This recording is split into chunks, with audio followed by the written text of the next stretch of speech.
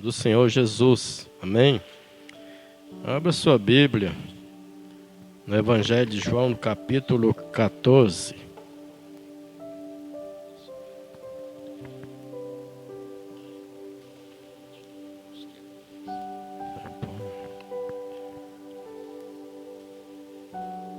Ontem nós estivemos ali no velório da nossa querida irmã Elma. Acho que alguns irmãos conhecem ela daqui, né? Ela é a esposa do Bidu, que tinha uma mercearia ali na esquina da rua Samambaias com Levino Damásio. Amém?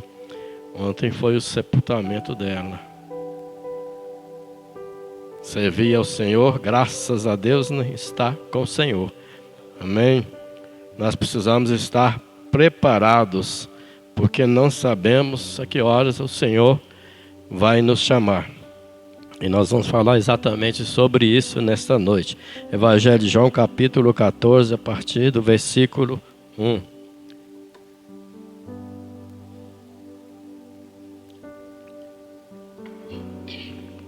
A garganta não está muito boa, não. Essa chuvinha não me fez muito bem, não. Mas Deus vai dar graça, amém? Capítulo 14, versículo 1 do Evangelho de João, diz assim a palavra do Senhor: Não se turbe o vosso coração, crede em Deus, crede também em mim. Na casa de meu Pai há muitas moradas, se não fosse assim, eu o teria dito, vou preparar-vos lugar, e se eu for e vos preparar lugar, virei outra vez e vos levarei para mim mesmo, para que onde eu estiver, estejais vós também. Vós conheceis o caminho para onde eu vou. Jesus foi para os céus, né? A Bíblia diz bem claro que ele subiu aos céus e está à direita de Deus Pai. E aqui ele diz que ele ia preparar-nos lugar, para que onde ele está, nós estivéssemos também com ele. E ele foi, e com certeza tem um lugar preparado para nós. O céu é um lugar preparado com todo carinho, com todo cuidado, né, com todo amor para nós, para pessoas preparadas para estar ali. Então nós devemos preparar. A palavra do Senhor em Oséias 4:12, na parte B, diz assim: Prepara-te, Israel, para te encontrares com o Senhor teu Deus. Então nós precisamos estar preparados. E a palavra do Senhor também diz para não apresentarmos diante de Deus com as mãos vazias. Precisamos apresentar alguma coisa. O que nós podemos apresentar com as nossas mãos diante de Deus? As nossas obras que nós vamos fazer aqui. As obras feitas em espírito. Porque as obras da carne vão se queimar. A Bíblia diz que o dia a provará. E ela será queimada, ou seja, será neutralizado. Tudo aquilo que a gente faz, mesmo que seja de bom, mas a gente faz da nossa mente, da nossa vontade, não faz em espírito, vai se queimar, não vai ter valor nenhum diante de Deus. Amém? Então nós precisamos andar em espírito, viver em espírito, para que possamos agir em espírito, falar em espírito.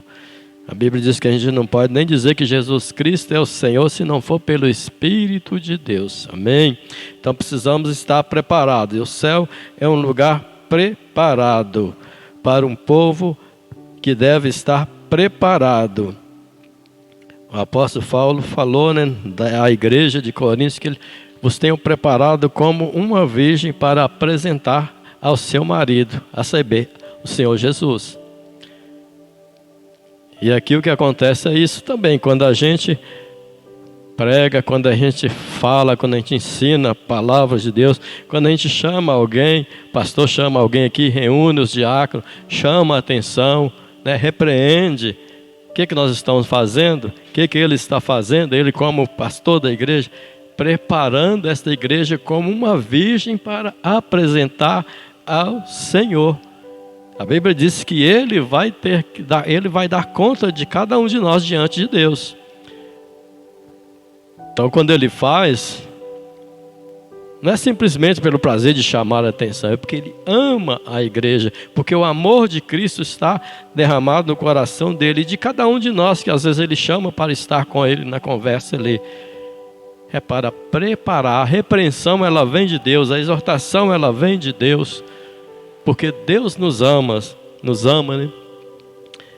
E a Bíblia fala que Ele açoita, repreende todo aquele que Ele recebe por filho. Hebreus capítulo 12 fala sobre isso. Então a repreensão é uma preparação para que nós possamos estar prontos naquele dia que Ele aparecer nas nuvens, para nos levar para estar com Ele nesse lugar que Ele tem preparado. No céu, a Bíblia do Senhor diz que lá, a palavra do Senhor diz que no céu não entra carne nem sangue. Ou seja, esse corpo aqui, do jeito que está aqui, não vai entrar lá. Nós vamos ser transformados. No momento, no abrir e fechar de olhos, todos seremos transformados. E esse corpo mortal se revestirá de imortalidade para entrar na presença do Senhor. Mas carne e sangue também fala, das obras da carne. Fala daquilo que a gente faz segundo o nosso querer, segundo a nossa vontade, não guiado pelo Espírito de Deus. Fala das obras da carne. Então, quem estiver nessas práticas não vai entrar lá, segundo a palavra de Deus. O céu é um lugar santo. Deus é santo. A Bíblia diz que Ele acha impureza nos anjos. Agora imagine em mim e em você. Mas graças a Deus por Jesus Cristo que nos purifica de todo pecado. Amém, aleluias, glória a Deus.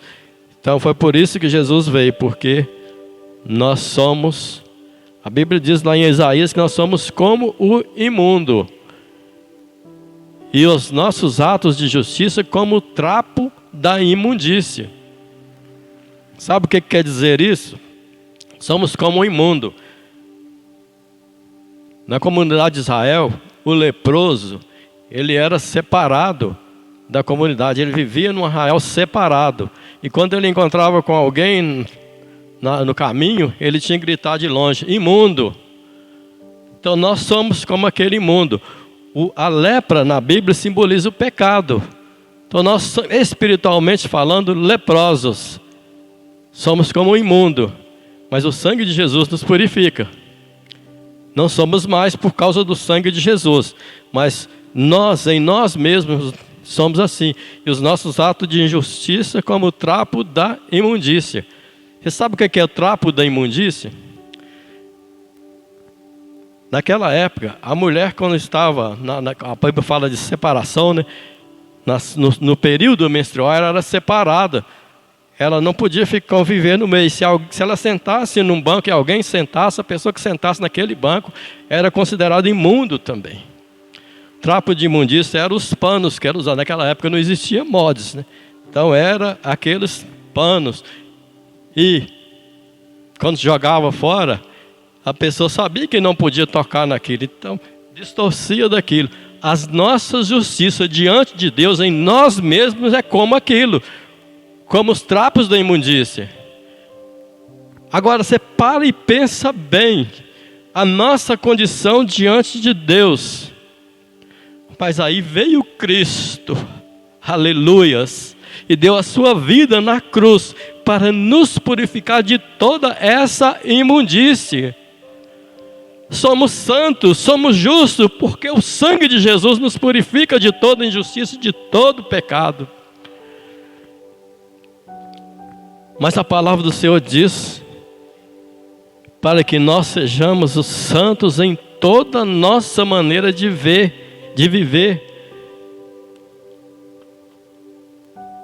1 de Pedro, capítulo 1, versículo 15. Antes, porém, como é santo aquele que vos chamou, sede vós também santos em toda a vossa em todo o vosso procedimento. Uma tradução diz, em toda a vossa maneira de viver, pois está escrito, sede santos, porquanto eu sou santo. Mas nós fomos purificados pelo sangue de Jesus, nós somos santos, mas nós temos que vigiar a nossa vida, para não sermos enlaçados novamente pelo pecado. Viver uma vida santa diante de Deus, vigiando, procurando sempre obedecer a Deus, procurando viver uma vida de acordo com a vontade do Senhor, porque o pecado não é simplesmente desobedecer os mandamentos, é desobedecer os mandamentos, mas vai além disso. O pecado é tudo aquilo que a gente pratica contrário à natureza de Deus. Tudo isso é pecado. Então nós estamos enlaçados nele. Se não fosse a graça de Deus, se não fosse o sangue de Jesus, antes, quando não tínhamos o Senhor, nós estávamos condenados ao inferno. A Bíblia diz que quem não crê, na eficácia do sangue de Jesus, do sacrifício de Cristo, já está condenado. O céu é um lugar santo. Devemos nos esforçar para viver em santidade diante de Deus, estar nos preparando para encontrar com o Senhor nosso Deus, o nosso Senhor Jesus nas nuvens. O céu é um lugar de justiça. Lá não existe injustiça. Não estou falando exatamente da justiça do homem, porque a justiça do homem falha, mas da justiça de Deus.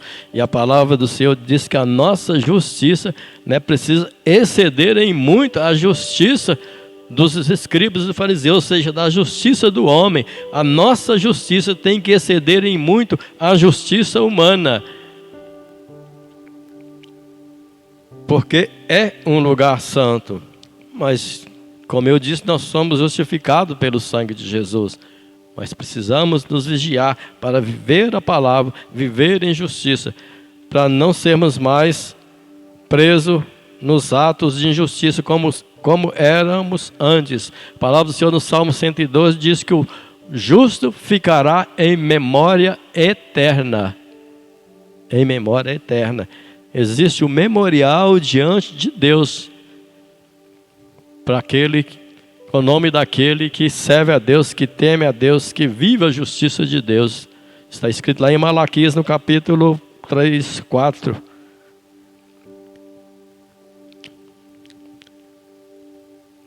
O céu é um lugar de amor. Devemos viver em amor. Mas eu amo todas as pessoas. Como? Que amor?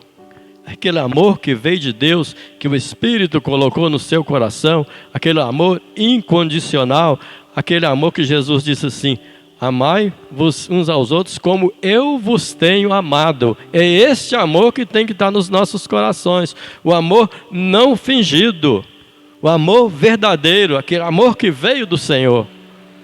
É com esse amor que nós devemos amar uns aos outros, amar todas as pessoas. Aliás, nós devemos amar até os nossos inimigos, a Bíblia diz que orar por aqueles que nos perseguem.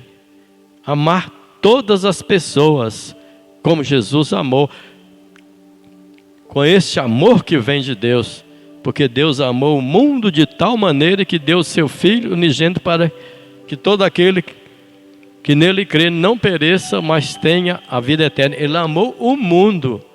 Ele não amou só aqueles que eram certinhos, que estavam procurando por ele. Ele amou todos. E assim nós devemos amar. E quando nós amamos, quando a gente vê uma pessoa, aquele que nos persegue, aquele que fica ali nos espezinhando a paciência, aquele que fala mal de nós, não devemos revoltar. Nós devemos olhar e saber que ele está preso no laço do inimigo. E ele está agindo daquela forma porque o espírito do erro que está agindo na vida dele, que está dominando a vida dele. E aí nós precisamos fazer o quê? Anunciar os feitos do Senhor, pregar o Evangelho, para que ele chegue ao conhecimento desta graça que nos alcançou e também seja salvo, seja participante das promessas de Deus. Anunciar a justiça de Deus, o amor de Deus. O mundo diz que Deus é amor, né? Que Deus não vai mandar ninguém para o inferno. Mas ele não sabe que Deus é justiça também. Nós precisamos de anunciar a justiça. E Deus verdadeiramente não vai mandar ninguém para o inferno. As pessoas com as suas atitudes que vai escolher para onde vai. A morte e a vida, o céu e a terra tomam hoje por testemunho contra ti, que tenho te proposto a vida ou a morte, a bênção ou a maldição. Escolhe, pois, a vida para que vivas. Eles falam, né, que cada um tem direito de viver o que quer. Verdadeiramente Deus deu esse direito. Mas o direito de escolha, quando não escolhe o que Deus quer, quando não escolhe fazer a vontade de Deus e fazer a própria vontade, está escolhendo a morte, está escolhendo a maldição.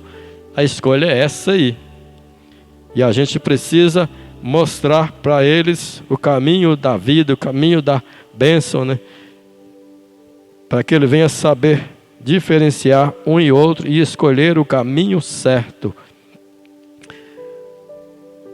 O céu é um lugar de paz. A palavra do Senhor em Hebreus 12, versículo 14, segui a paz com todos e a santificação, sem a qual ninguém verá a Deus. Tem uma outra passagem que diz assim: quando depender de vós, tende paz com todo mundo. O mundo quer estar em guerra muitas vezes contra nós, mas quando depender de nós, nós devemos fazer o possível para estar em paz com todos. Se entrar em guerra, que não seja a gente que provoque a guerra, que venha de lá. Tem momentos que a gente não tem como impedir, mas quando depende da gente, a gente deve empenhar pela paz. Nós devemos ser pacificadores. Aliás, tem uma promessa, né, de bênção para aquele que é pacificador. Está lá em Mateus capítulo 5. Bem-aventurados pacificadores. Devemos promover a paz.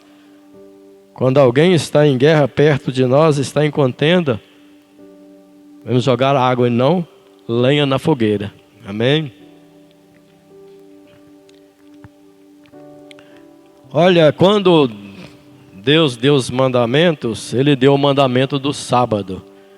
Ordenou para que se guardassem o sábado. O sábado quer dizer descanso, repouso. Tem uma igreja aí que diz que a gente tem que guardar o sábado, o dia da semana. Mas a palavra do Senhor em Colossenses 2:3 diz para que ninguém vos julgue por causa dos dias de festa, por causa da lua nova, por causa dos sábados, porque essas coisas são figuras de coisas do porvir. Então o sábado, figura do descanso eterno, do repouso eterno que nos aguarda. Mas os judeus guardavam o sábado e tinha a preparação, que era a sexta-feira. Na sexta-feira eles preparavam, faziam tudo o que tinham que fazer, preparavam o alimento para o sábado e no sábado ficava quietinho. A palavra do Senhor disse para eles ficar assentados no lugar deles. Não quer dizer que a pessoa ia ficar sentada, não ia sair, ia ficar quieto ali. Só podia andar menos de 1 quilômetro, dar 2.000 côvados. Essa era a jornada de um sábado. Não chega nem a 900 metros. Então não poderia nem sair andando, passeando, como a gente faz hoje. Mas hoje nós não temos que guardar um dia da semana. Nós guardamos o repouso eterno. Mas eles se preparavam para o sábado, para o descanso. E nós temos que preparar para o descanso. Existe uma preparação. E o dia da preparação para o repouso eterno é agora. É a cada momento da nossa vida. A cada segundo nós temos que estar prontos. Nós temos que estar nos preparando para encontrar com o Senhor nosso Deus. Como eu disse, a gente não sabe que hora pode vir a morte. A gente não sabe o que vai acontecer amanhã. A gente tem que acordar de manhã e viver, colocar no nosso coração: esse é o último dia, vou viver como se fosse o último dia meu nesta terra. Temos que estar prontos. Quando o povo de Deus saiu do Egito, ele ordenou: o sapato no pé, cajado na mão, estejais pronto para a hora da saída. Nós devemos estar prontos, preparados, com a nossa vida no altar, com uma vida santa diante de Deus, uma vida vivida verdadeiramente para o louvor da glória do nosso Deus. Isso quer dizer que tudo que eu fizer tem que glorificar a Deus. Os dons que Ele me deu tem que ser usado para a glória dEle, não para a minha glória própria. A Bíblia diz que assim como foi nos dias de Noé, será na vinda do Filho do Homem. Nos dias de Noé, quem estava preparado? Noé e a sua família. Entraram para a arca e foram salvos da ira de Deus. E os demais pereceram no meio das águas.